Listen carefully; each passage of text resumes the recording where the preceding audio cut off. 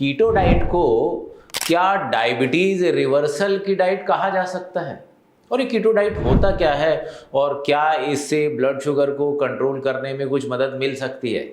आज के इस वीडियो में हम इसी टॉपिक पर थोड़ा डिटेल डिस्कशन करेंगे।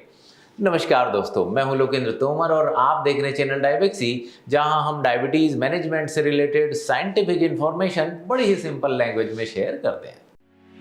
डायबेक्सी डायबिटीज मैनेजमेंट के लिए ऐसे फूड प्रोडक्ट्स बनाता है जो शुगर नहीं बढ़ाते, क्योंकि डायबेक्सी का मिशन है हिंदुस्तान से डायबिटीज को पोलियो की तरह भगाना। डायबेक्सी से जुड़ने के लिए दुनिया के किसी भी कोने से डायरेक्टली diabecsy.com पर जाइए, सही सलाह पाएं, सही प्रोडक्ट पाएं और पैसे भी बचाएं। कई लोगों ने ये सवाल पूछा कि जैसे कीटो डाइट भी एक लो कार्बोहाइड्रेट डाइट का पैटर्न है, तो क्यों ना हम लो ग्लाइसेमिक लोड पैटर्न काउंट करने के बजाय ये कीटो डाइट को ही फॉलो कर लें, इससे भी ब्लड शुगर लेवल कंट्रोल हो जाएगा और क्यों ना हम इसी को आगे फॉलो कर लें। तो ये कीटो डाइट को डायबिटीज़ रिवर्सल की डाइट मान के क्या फॉलो किया जा सकता है, आज के इस वीडियो में हम इन्हीं चीज़ों पे थोड़ा डिटेल डिस्कशन करने वाले हैं। और कीटो डाइट के बारे में मैं आपको बहुत ही अच्छे से बता सकता हूँ, क्योंकि मैं पिछले 15 सालों से इस कीटो डाइट टेक्निक से जुड़ा हुआ हूँ। पहले जब मैं वेट लॉस का सेंटर रन करता था तो वहाँ पे ये कीटोजेनिक डाइट हम बहुत यूज़ किया करते थे, बड़े अच्छे रिजल्ट आते थे इसकी। और इनफैक्ट जब कीटो के प्रोडक्ट इंडिया में बनने लगे, लोगों की डिमांड आने लगी, तो हम वो पहली कंपनी थे जिन्होंने कीटो से रिलेटेड प्रोडक्ट भी बनाने शुरू किए। Lokendra Tomar from Nutroactive as the fastest growing FMCG brand in health and wellness category in India.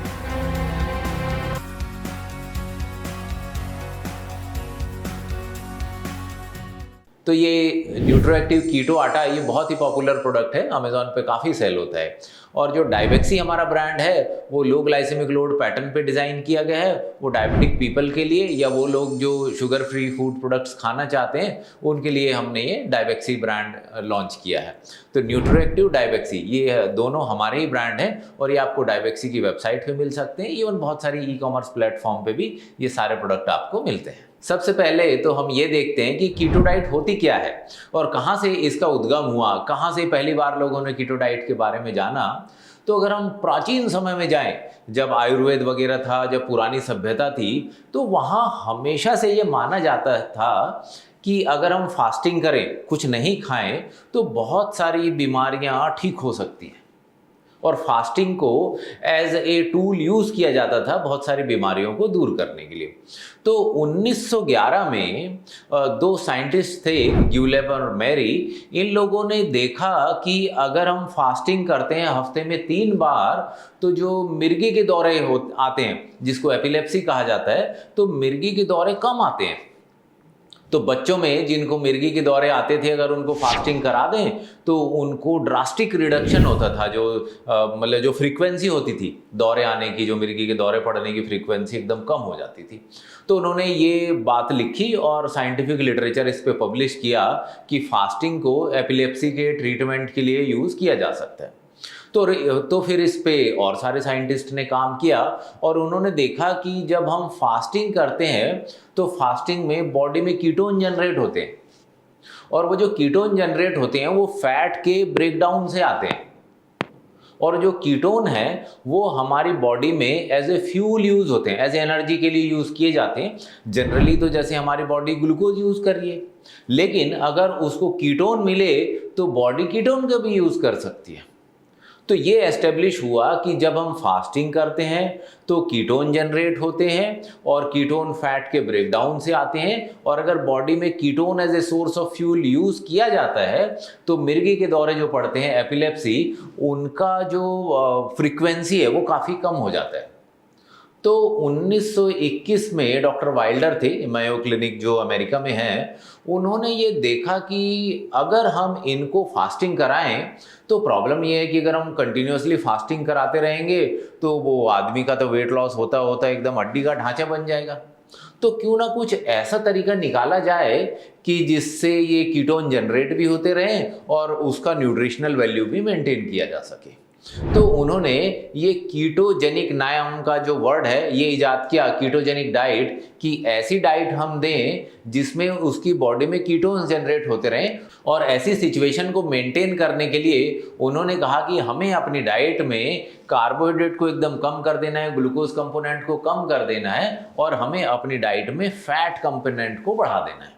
तो उन्होंने हाई फैट वाली डाइट जो है सजेस्ट की, और जो कीटो डाइट जब लोगों ने यूज़ करना शुरू किया तो बहुत अच्छे रिजल्ट आए। मतलब लोगों की जो एपिलेप्सी के जो एपिसोड्स होते थे उसकी फ्रीक्वेंसी एकदम कम हो गई। मतलब जो स्टैट्स है वो उन्होंने ये कहा कि 52% केसेस तो ऐसे थे जिनमें दौरे आने बंद ही हो गए, मिर्गी के दौरे ही बंद हो गए, और अराउंड 27% केसेस ऐसे थे जहाँ पे काफ़ी हद तक वो रिड्यूस हो गए थे। और ये 10-15 जो बाकी 20% जो लोग बचे उनमें बहुत ज़्यादा इम्पैक्ट उनको दिखाई नहीं दिया। इस तरीके से उनका इम्पैक्ट का जो रिज़ल्ट है वो लोगों के सामने आया। तो 1921 से लेके अप्रॉक्सीमेटली 1940 तक ये डाइट बहुत पॉपुलर हुई। हर हॉस्पिटल में हर जो मेडिकल प्रैक्टिस करने वाले थे इस डाइट को यूज़ करते थे।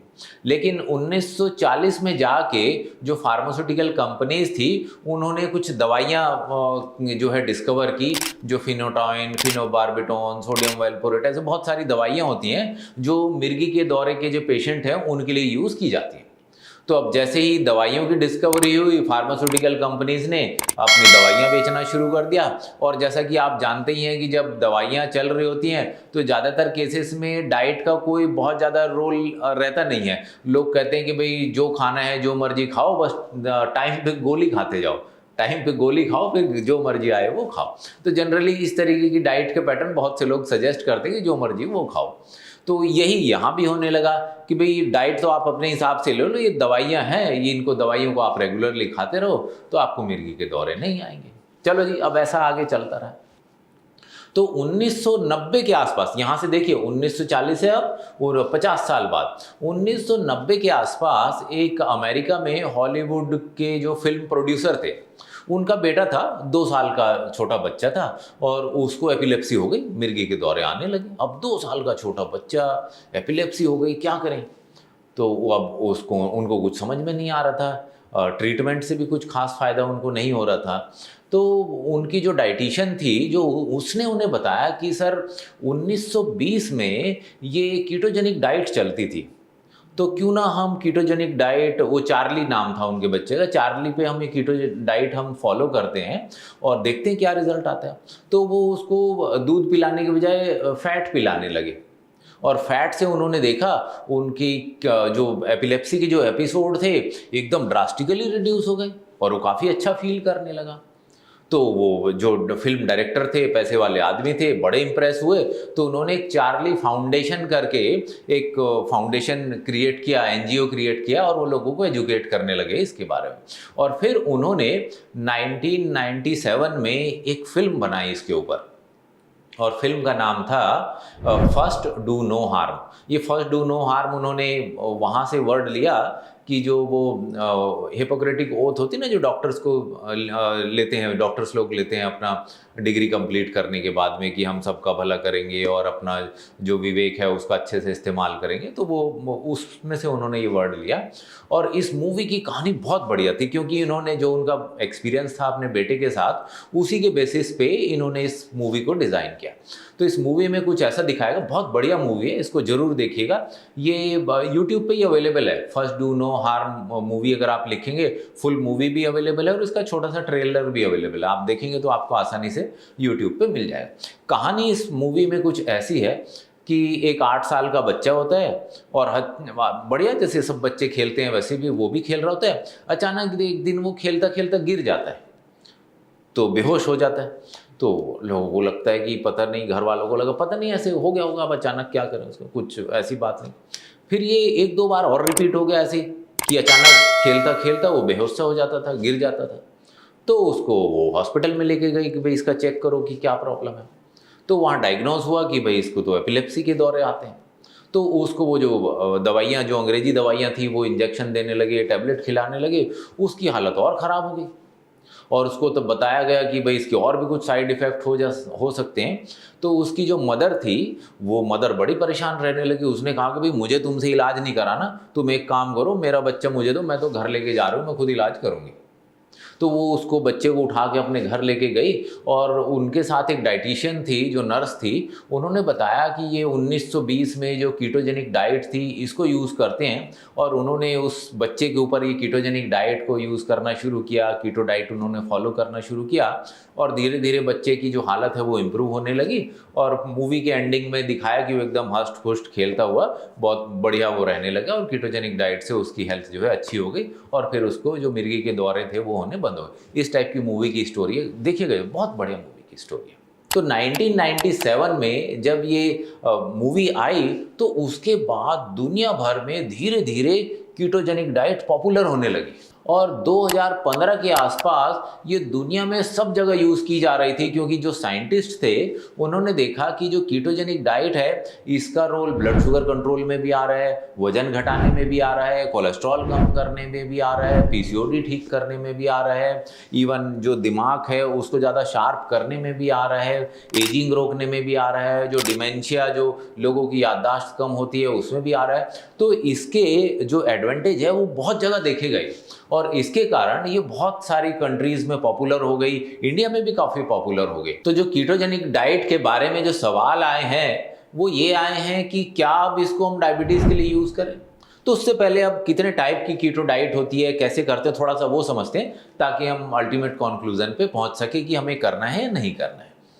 तो कीटोजेनिक डाइट को अगर हम देखें तो मोटा मोटा 3-4 टाइप का हम डिवाइड कर सकते हैं। एक जिसको हम कहते हैं एक्सट्रीम कीटो, एकदम एक्सट्रीम कीटो, जो एपिलेप्सी में यूज करते हैं, तो वहां पे अप्रोक्सीमेटली 90% ऑफ द कैलोरीज जो भी हम खा रहे हैं, 90% of the calories will come from the fat, और 5% समझ लीजिए प्रोटीन होगा, 5% उसमें कार्बोहाइड्रेट होगा। दूसरा, उससे और थोड़ा नीचे लेवल ले आते हैं तो अराउंड 80% के आसपास फैट होगा, और उसमें 15% के आसपास प्रोटीन हो जाएगा, और 5% कार्बोहाइड्रेट रखेंगे। फिर और थोड़ा उसको नीचे ले आते हैं कीटो डाइट को, तो उसमें 70% हो जाएगा, प्रोटीन अराउंड 25% हो जाएगा, कार्ब को 5% ही रखेंगे। उसको और नीचे इजी कीटो करके ले आते हैं, तो उसमें अराउंड 60% फैट की डाइट होती है, अराउंड 30-35% हम उसमें प्रोटीन रख लेते हैं, और 5-10% हम उसमें कार्बोहाइड्रेट रख लेते हैं। तो ऐसे आप देखेंगे कि जो कीटोजेनिक डाइट्स हैं उसमें फैट का परसेंटेज सबसे ज़्यादा रहेगा, उससे थोड़ा सा प्रोटीन रहेगा, और कार्बोहाइड्रेट को एकदम मिनिमम रख देंगे। इस टाइप की जब हम डाइट फॉलो करते हैं तो इससे वेट लॉस में बड़ा ही एडवांटेज मिलता है। तो ये जो डाइट है काफ़ी रिस्ट्रिक्टिव डाइट है। अब इसमें कैलोरीज भी डिपेंड करते हैं कि जो आपके जो ट्रेनर हैं या जो कोच हैं वो कितने कैलोरी की डाइट बनाते हैं। अब 1000 कैलोरी की डाइट, 1500 कैलोरी की डाइट या 2000 कैलोरी की डाइट, तो जनरली जो हमने देखा है कि अगर आप कीटोजेनिक डाइट करते हैं तो कैलोरी कंटेंट आपको थोड़ा कम रखना पड़ता है, मतलब 1000-1200 कैलोरी के आसपास अगर आप कीटो डाइट करते हैं तो अच्छा वेट लॉस होता है। अब सवाल ये है कि चलिए वेट लॉस में अच्छा बेनिफिट दे रहा है, इवन ब्लड शुगर लेवल में भी अच्छा बेनिफिट देगा ही, क्योंकि कार्बोहाइड्रेट कंटेंट तो कम है, और जब कार्बोहाइड्रेट कंटेंट कम है तो ग्लाइसेमिक लोड भी ऑलरेडी कम ही रहेगा। तो क्या यूज़ किया जा सकता है? तो यूज़ करने में कोई बुराई नहीं है, ये बेनिफिशियल हो सकता है, लेकिन इसकी जो लाइफ है वो कितनी लाइफ चला सकते हैं, क्योंकि जो हमारा एक्सपीरियंस है, ये जो कीटोजेनिक डाइट है बहुत रिस्ट्रिक्टिव डाइट है। तो क्या ये रिस्ट्रिक्टिव डाइट हम लाइफ लॉन्ग फॉलो कर सकते हैं? भाई डायबिटीज़ की जो प्रॉब्लम है, डायबिटीज़ की प्रॉब्लम थोड़ी लंबे समय की प्रॉब्लम है। वो महीना, 2 महीना, 4 महीने में प्रॉब्लम सॉल्व नहीं होने वाली, क्योंकि अल्टीमेट जो ट्रुथ है डायबिटीज़ का वो ये है कि आपको अपनी डाइट का जो ग्लाइसेमिक लोड है, जो ग्लूकोज कंजप्शन है, वो हमेशा कम रखना पड़ेगा। और कम का मेरा कहने का मतलब है कि जो आपकी ग्लूकोज हैंडलिंग कैपेसिटी है बॉडी की, उससे नीचे रखना पड़ेगा। अगर आपकी ग्लूकोज टॉलरेंस लिमिट यहाँ है तो यहाँ पे आपको अपना ग्लाइसेमिक लोड का जो इंटेक है डेली, वो यहाँ रखना है, इससे ऊपर नहीं जा सकते आप। तो अगर हमें लॉन्ग टर्म सिस्टम फॉलो करना है तो डाइट भी हमारी ऐसी होनी चाहिए कि जिसको हम लॉन्ग टर्म फॉलो कर सकें। तो अगर हम बहुत ज़्यादा रिस्ट्रिक्टिव डाइट का पैटर्न बनाएंगे अपने लिए तो वो कंप्लायंस अच्छी नहीं रहेगी। तो तो मेरा जो पर्सनल ओपिनियन है वो ये कहता है कि अगर आपको लॉन्ग टर्म के लिए डाइट बनानी है तो डाइट ऐसी हो जो आपके लिए अच्छी रहे। तो लो ग्लाइसेमिक लोड का जो पैटर्न है, जहाँ पे आप ग्लाइसेमिक लोड को नीचे रख लेते हैं और बाकी चीज़ें आप अपने हिसाब से डिज़ाइन कर लेते हैं, तो डाइट का ग्लाइसेमिक लोड कम रखें, प्रोटीन का इनटेक एज पर आपकी बॉडी की रिक्वायरमेंट के हिसाब से रख लें, तो वो डाइट का पैटर्न आप लॉन्ग टर्म फॉलो कर सकते हैं।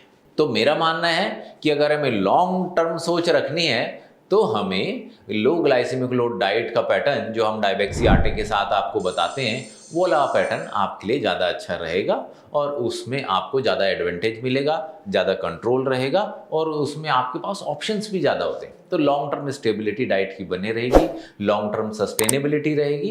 तो लॉन्ग टर्म सोचना है तो ग्लाइसेमिक लोड कम करके जो डाइट फॉलो करने का टेक्निक है वो ज़्यादा अच्छा टेक्निक मुझे नज़र आता है।